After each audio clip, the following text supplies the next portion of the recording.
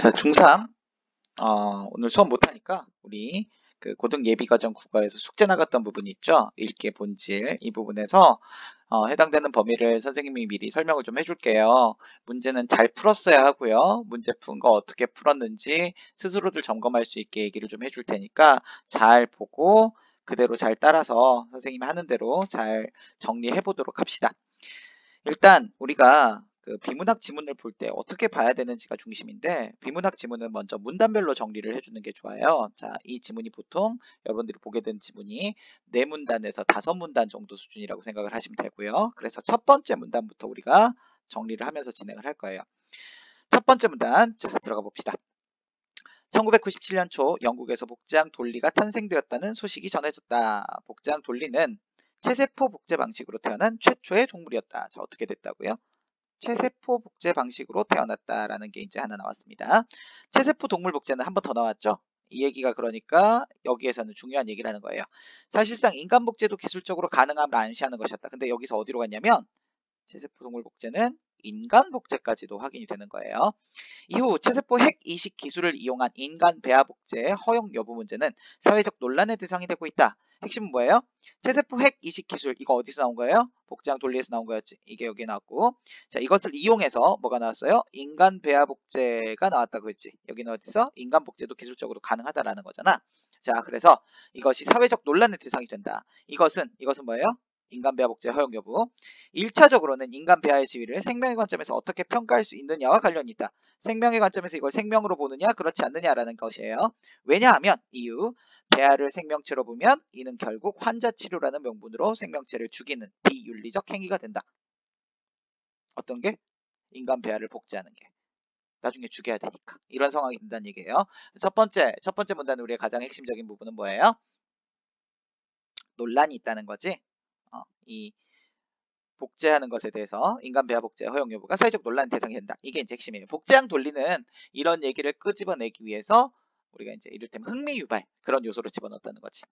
자, 그런데 다음 문단 갑시다. 두 번째 문단이에요. 그러니까 우리가 첫 번째 문단을 정리하면 커졌다. 자, 첫 번째 문단은 우리가 뭐라고 얘기할 수 있냐면 첫 번째 문단은 자, 배아 복제, 인간 배아 복제. 자, 인간 배아 복제에 대한 논란. 네, 이 정도로 정리해 봅시다. 배아 복제에 대한 논란 이렇게 정리를 해두고, 자, 이제 두 번째 문단 얘기를 해봅시다. 두 번째 문단. 그런데 생명 복제 논쟁에서 또 하나의 중요한 쟁점이 자리하고 있다. 이 또 하나의 중요한 쟁점을 얘기하겠죠. 그것은 바로 과학자의 연구 자유를 어디까지 허용해야 하느냐의 문제. 핵심 뭐예요? 과학자의 연구 자유. 요걸 이제 허용이 얼마만큼이냐 이런 얘기겠죠. 생명과학이나 생명공학 연구활동에 종사하는 대부분의 과학자들은 인간 배아 복제를 포함한 배아 연구를 정부가 규제하는 것은 과학자들의 연구를 억압하는 것. 자, 정부의 규제는 뭐랑 똑같다? 억압과 똑같다. 그렇지. 그러니까 억압해라 말아라? 하지 말아라. 이 입장, 즉 억압한 행위라고 주장하는 입장에서 과학자 연구가 자유롭게 보장되지 않으면 과학기술의 발전이 더뎌질 것이다. 기술의 발전은 더뎌져요. 물론 배아복제 연구는 암과 같은 난치병을 치료하는 데 크게 기여할 수 있다거나 우리나라의 과학기술 경쟁을 높여준다는 식의 실용주의적 논리는 뭐예요? 난치병 치료 혹은 과학기술 경쟁력, 이것을 뒷받침하는 근거로 덧붙여진다 이거죠. 자, 두 번째 문단의 핵심 내용은 뭐가 돼요 그러면? 과학자들의 연구는 어떻게 돼야 된다? 자유가 존중되어야 한다. 억압하면 안 된다. 이런 얘기죠. 과학자 연구를 규제해야 된다고 주장하는 입장도 있다. 이번에 뭐예요? 규제죠. 아까는 연구를 허용해야 하는데 허용과 규제. 이게 이제 두 가지 핵심 포인트일 거예요. 여기서는 허용을 얘기했다면 여기서는 규제를 얘기하는 거예요. 이 두 개가 서로 상반되는 구조로 나오게 되는 거지. 가봅시다. 자, 이 입장, 규제해야 된다는 입장에서 인간 개체 복제는 물론 인간 배아 복제를 초래할 수 있는 연구에 대해서는 또 엄격한 사회적 규제를 가야 한다. 이들은 인간 배아 복제하고 인간 개체 복제는 좀 다른 거예요. 배아는 세포 복제예요. 엄연한 생명체인 배아를 여기서 뭘로 인정하고 있지? 배아를 생명체로 인정하고 있어. 조작하고 실험하고 죽이는 일련의 비도덕적 행위를 수반 따라오니까 이런 행위가 연구의 자유라는 미명하에, 아름다운 이름하에 허용될 수 없는 일이다. 안 된다 이거지. 아울러 이들은 인간 배아 복제를 허용하게 된다면 그것은 곧 인간 개체 복제, 배아 복제에서 어디까지 갈 수 있다? 개체 복제, 인간 복제까지 간다는 얘기예요. 이런 길을 열어주는 것이니까 사전에 강력하게 주장해야 된다.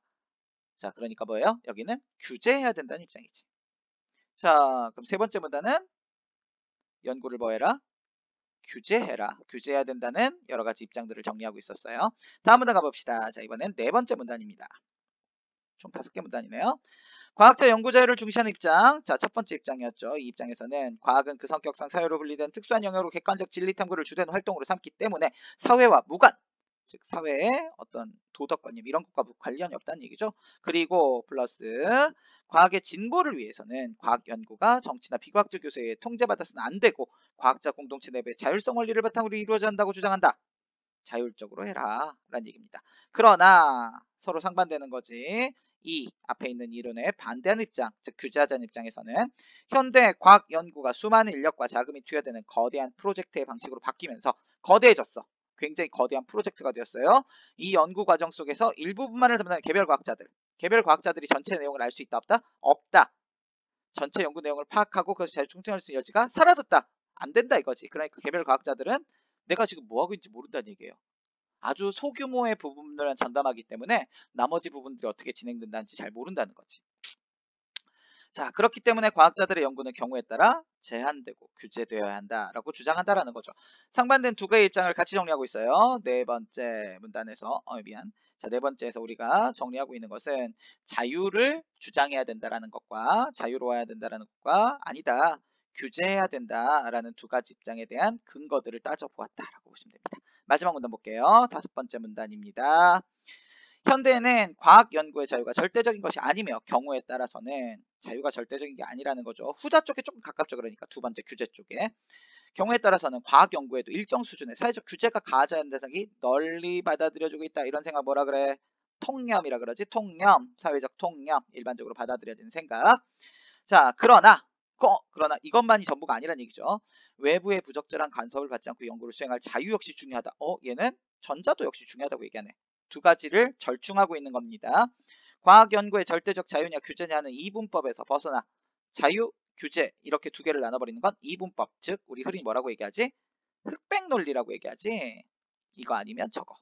이런 거.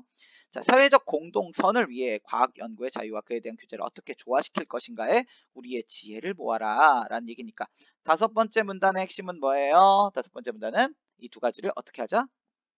자유와 규제를 조화롭게 하는 우리의 뭐가 필요하다? 지혜가 필요하다. 이렇게 정리해 보면 되겠습니다. 이제 문제를 풀어보도록 합시다. 첫 번째 문제입니다. 윗글을 이해한 내용으로 적절하지 않은 것. 이 문제는 어떤 문제예요? 내용 일치 문제라고 하죠. 윗글에서 어떤 내용이 이 글의 내용과 일치하느냐 이걸 찾는 거예요. 자, 가봅시다. 적절하지 않은 거예요. 자, 그런데 선생님이 항상 얘기했죠. 우리 어떻게 찾자고요? 선지마다 따져보고 선지에서 맞는 건 무조건 O예요. 하지만 틀린 것들에서는 틀리는 부분을 정확하게 X를 골라달라고 얘기했어요. 가봅시다. 첫 번째 문제, 첫 번째 선지 1번. 과학 연구의 자유를 주장한 입장. 자, 이건 자유죠, 자유. 자유를 주장한 입장에서의 경우에 과학기술 경쟁력을 중요한다. 과학기술 경쟁력, 아까 뭐라 그랬어? 과학기술의 경쟁력, 여기 볼래요? 자, 자유를 중시하는 입장, 뭐라고 얘기했냐면, 자, 좀 더 가야지. 여기 있지. 과학기술의 발전이 더뎌진다. 과학기술의 발전이 더뎌질 것이라고 말한다. 발전 중요하게 여긴다는 거 알 수 있죠. 과학기술 경쟁력도 나오죠. 이런 얘기들이 나오게 돼 있어요. 그래서 일단 이거는 맞는 얘기다라고 확인해 주시면 되고, 두 번째 갑시다. 역시 마찬가지 과학연구의 자유를 주장한 입장에서는 과학의 독립적 성격을 강요한다. 과학의 독립적 성격 나와 있었죠. 다시 가볼까요? 자, 여기 보시면 과학은 어떤 것이어야 한다? 네 번째 문단에 있었다. 성격상 사회로부터 분리된 특수한 영역이라 객관적 진리 탐구를 중심으로 한다. 독립되어 있다는 얘기잖아. 이 얘기가 연결할 수 있어야 돼요. 그 다음 세 번째 선지가 볼게요. 인간 배아 복제를 둘러싼 논쟁은, 자, 이런 논쟁은 있었죠. 분명히 배아를 생명체로 보느냐 여부 관련 있다. 배아가 생명체가 아니야. 생명체가 아니라면 윤리적 문제가 전 생기지 않는 거였죠. 확인하면 되고요. 맞는 얘기예요. 2번도 표시해두자. 3번도 맞는 얘기. 4번 볼까요? 과학 연구를 규제, 이쪽은 규제 입장이죠. 자, 한다 입장에서 비도덕적 연구 행위를 문제로 삼는다. 야, 여기서는 어떤 거? 비도덕적인 연구 행위가 어떤 행위였지? 배아를 생명체로 봤을 때 배아가 생명체라면 이건 비도덕적이다. 이렇게 우리가 얘기할 수 있는 거잖아. 자, 맞는 얘기예요. 마지막, 체세포액 이식 기술은 체세포액 이식 기술, 이거 복제형 돌리 만들 때 나왔던 첫 번째 문제에 나와 있었죠. 인간 배아의 복제를 목적으로 개발되어서 이랬나? 잘 보여요? 목적이 이게 아니었지. 인간 배아 복제가 목적이 아니었잖아. 여기까지 가면 안 되는 거지. 동물 복제에 사용되었고 이렇게 됐다가 어디까지도 갈 수 있다? 개체 복제도 갈지까지 갈 수 있으니까 이거 위험하다. 이렇게 얘기하고 있던 거였잖아요. 이런 얘기였으니까 이 부분이 틀렸다는 걸 확실하게 우리가 체크해 줄 수 있다는 얘기지. 정답은 5번. 잘 맞았나요? 자, 다음 두 번째 문제 봅시다. 윗글을 바탕으로 보기에 대해 보인 반응으로 적절한 거예요. 적절한 거. 그럼 이건 뭐예요? 적절하지 않은 게 몇 개예요? 4개나 있다는 거야. 적절하지 않은 게 4개 있다는 얘기는 틀린 부분들을 우리가 정확하게 하나씩 따져볼 수 있어야 된다는 얘기예요. 보기를 먼저 한번 살펴보도록 합시다. 1번 문제, 저 보기. 우리나라에서는 인간을 대상으로 하는 임상시험에서 피시험자, 검사 받는 사람, 자, 권리와 안전을 보호하기 위해 2013년 3월 생명윤리 및 안전에 관한 법률을 전면 개정했답니다. 개정된 법률에서는 임상시험 심사위원회의 설치 및 운영 의무가 인간을 대상으로 하는 모든 연구로 확대. 네, 그전에 아니었나 봐요. 임상시험 심사위원회에서는 해당 시험이 윤리적으로 어느 수준까지 용인되어야 하는지에 대해 판단해 임상시험을 제한할 수 있다고. 임상시험은 인간을 대상으로 하는 임상시험이니까 이게 이제 실제로 사람한테 적용하면 어떻게 되냐 뭐 이런 시험이 임상시험이에요. 가봅시다. 자, 적절한 거예요. 과학 연구의 규모가 커질수록, 자, 과학 연구 규모가 커진다고 얘기했어요. 여기에 대해서 커질수록 임상시험 심사위원회 역할은 점차적으로 축소된다. 이거 판단고리 찾을 수 있어요? 하나 더. 규모가 커진다면 오히려 임상시험 심사위원회는 규모가 커질수록 이 역할은 어때요? 제한하고 그래야 되니까 중요해지겠죠. 축소가 아니라 확대라고 봐야 되는 거예요. 그 다음 두 번째.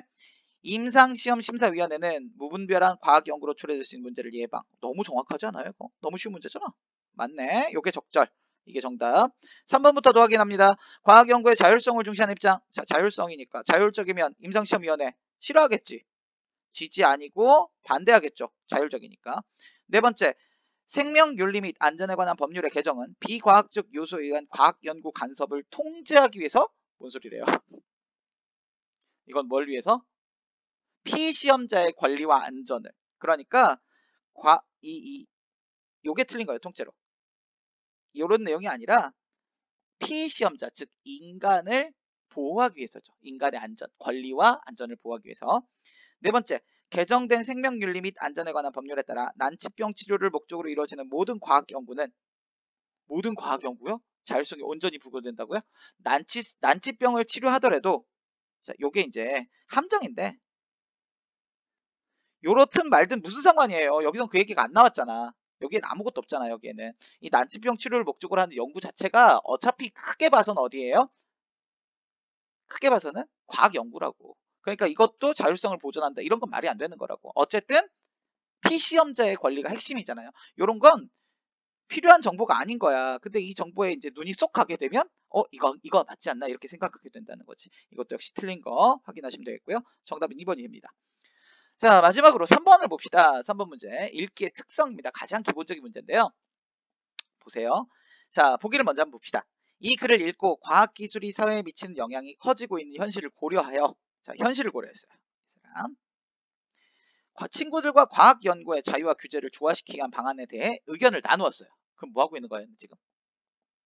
친구들하고 의견을 나눴다는 얘기는 다른 사회 구성원들과 함께 의견을 서로 나누고 이러면서 뭐 하고 있는 중이야?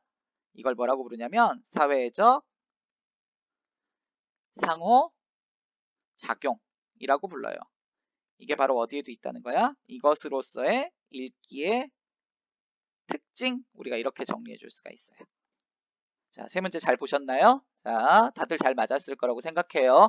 천지 하나하나가 매우 중요하니까 잘 정리해서 푸시기 바랍니다. 자, 다음 두 번째 강의는 잠깐 이따 들어갈게요.